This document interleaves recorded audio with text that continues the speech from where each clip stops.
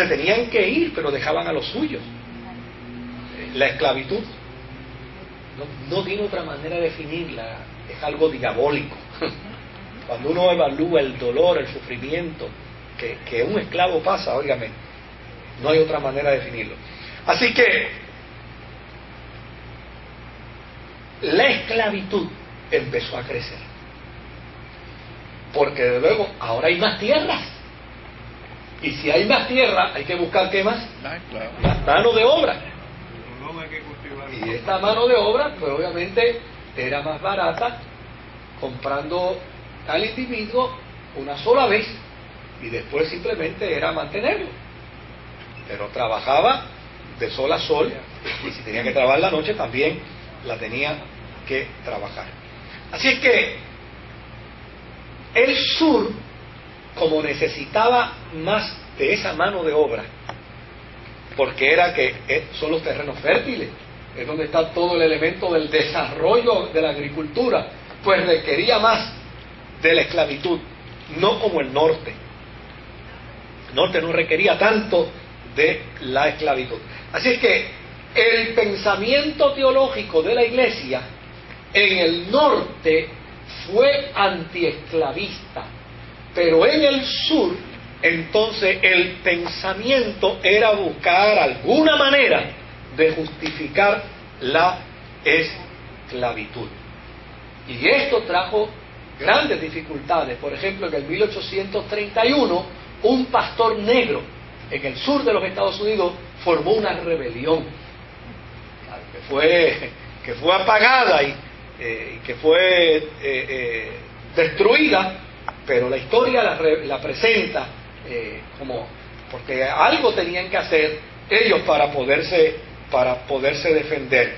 Así es que el sur empezó a justificar la esclavitud con argumentos bíblicos. Dios ama tanto a esta gente que los trajo a América para que conozcan el Evangelio. Así que no está del todo mal que los esclavicemos, porque a la larga, cuando mueran, van a la eternidad y allí ya no van a ser esclavos. Eso es un privilegio que adquieren a través de nosotros, ¿no?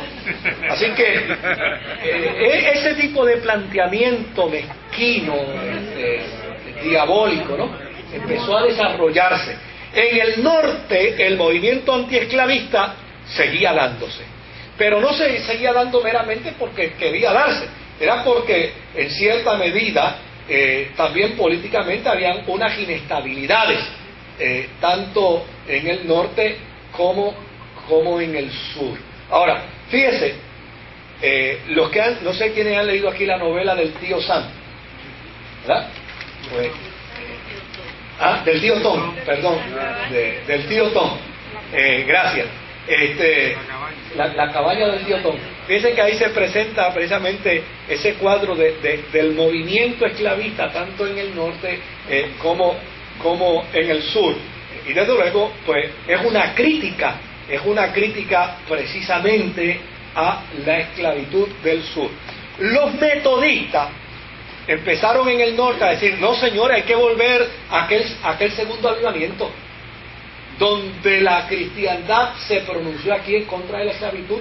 Hay que volver ahí, hay que volver. Y desde luego los metodistas del norte empezaron una campaña en contra de la esclavitud, a tal punto que en una convención en el 1844 averiguaron que el obispo de Georgia, de la iglesia metodista, tenía un paquete de esclavos en su casa, y públicamente lo condenaron.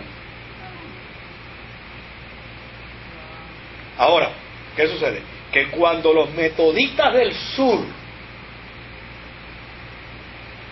llegan al sur con la noticia de que en la convención metodista condenaron al obispo y degradaron al obispo por tener esclavos en su casa, entonces los metodistas del sur escribieron una carta a la iglesia metodista diciéndole: señores, nosotros nos separamos de ustedes.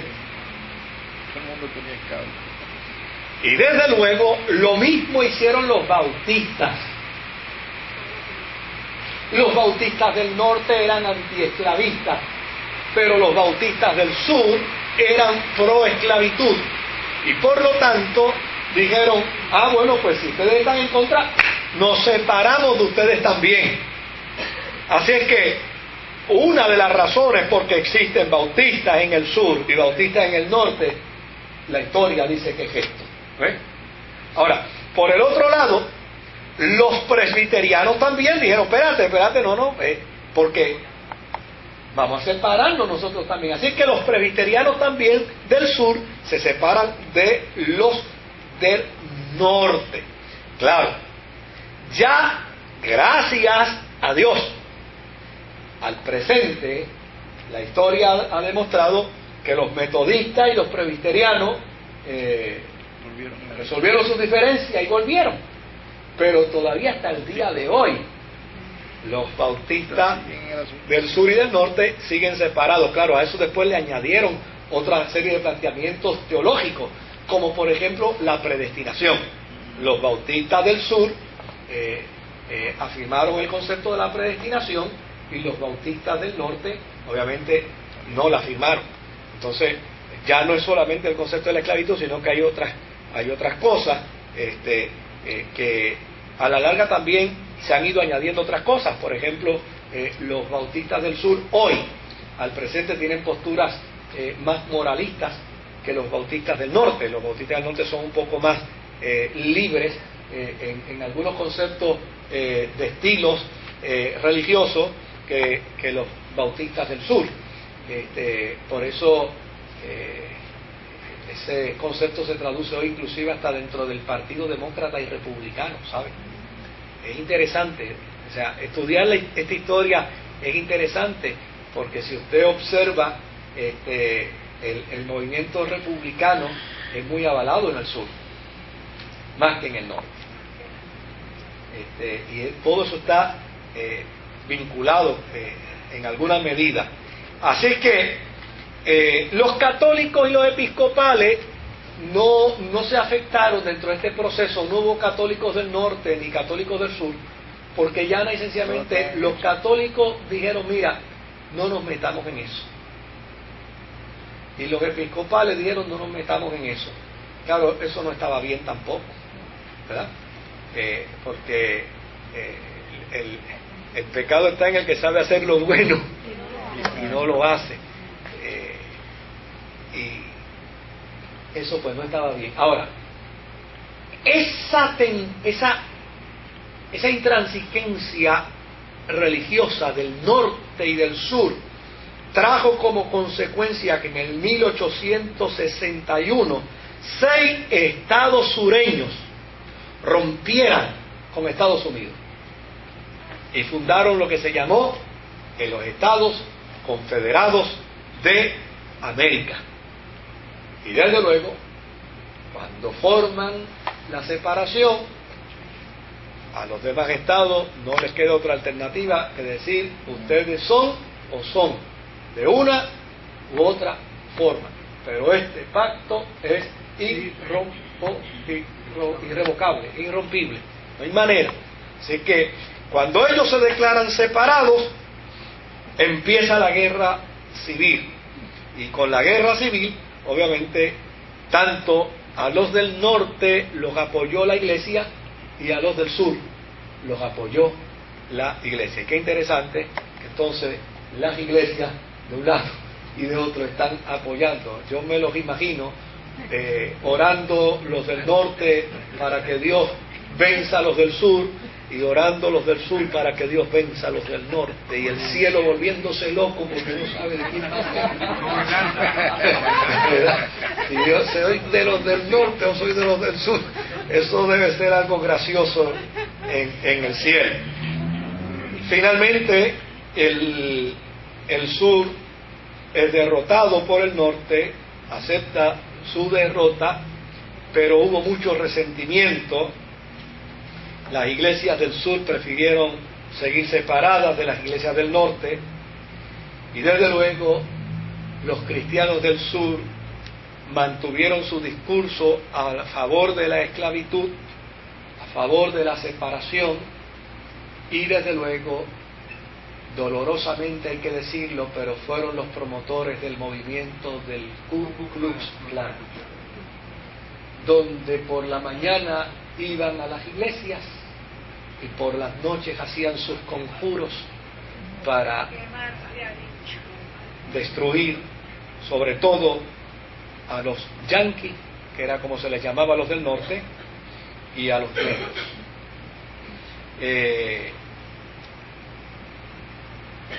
Y esto, desde luego, es una página oscura en la historia de los Estados Unidos. Finalmente, en el 1892, el Tribunal Supremo aprobó lo que se conoció como la segregación.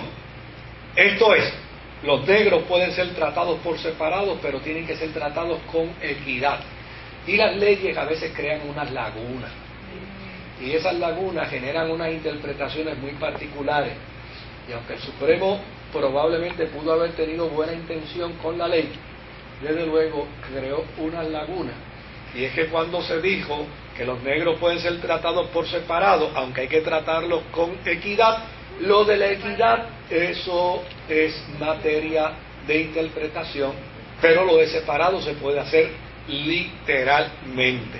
Así es que ya y sencillamente entonces empezó a negársele el derecho al voto a los negros, a estar presentes en lugares públicos, a tener una educación de calidad.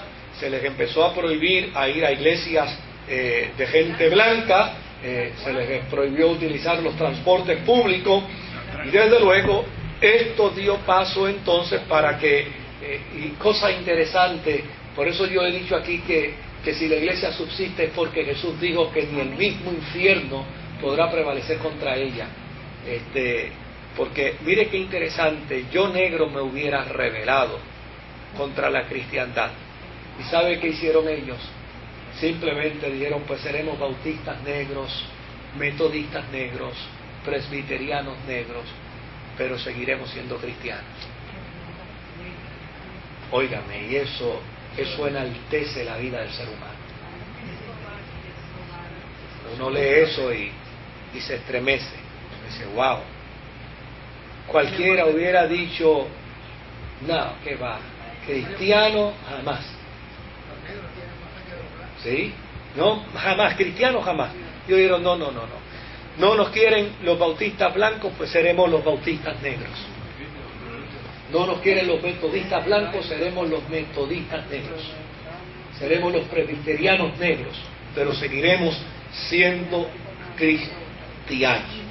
Así es que... Ellos creen que Cristo no entre... Ajá, sí. Cuando yo vivía en Estados Unidos... Sí. Déjame llevarle esto.